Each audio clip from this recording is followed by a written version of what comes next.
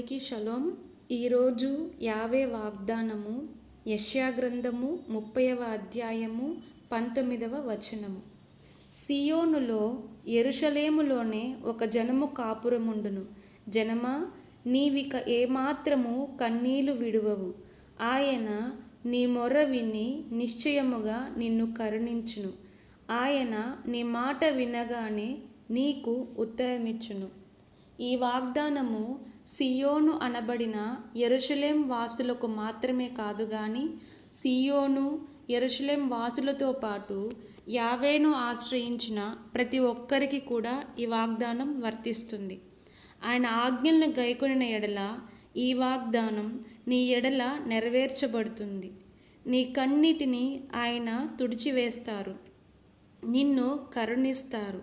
నీవు ప్రార్థన చేయగానే యావే నీకు ఉత్తరమిస్తారు.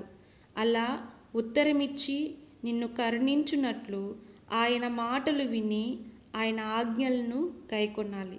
ప్రార్థన చేసుకున్నాం. పరలోకమందున్న మా తండ్రి, ఈరోజు వాగ్దానం మా జీవితంలో నెరవేర్చబడాలంటే మీరిచ్చిన ఆజ్ఞల్ని మేము గైకొనాలి. అలా గైకొన్నప్పుడు మాత్రమే మీరు నాయన మేము మొరపెట్టినప్పుడు ఆ ప్రార్థన ఆలకించి మాకు ఉత్తరం ఇస్తారని, మా కన్నీటిని తుడిచివేస్తారని తెలుసుకున్నాం. కాబట్టి యావే, మేము మీ ఆజ్ఞల ప్రకారం నడిచి ఈ వాగ్దానం మా అందరి జీవితంలో నెరవేర్చబడడానికి సహాయం దయచేయవలసిందిగా మా రక్షకుడైన యాషువా మెస్సియ నామమును బట్టి ఈ ప్రార్థన అడిగి వేడుకొనుచున్నాను, నా ప్రియ పరలోకపు తండ్రి. ఆమెన్.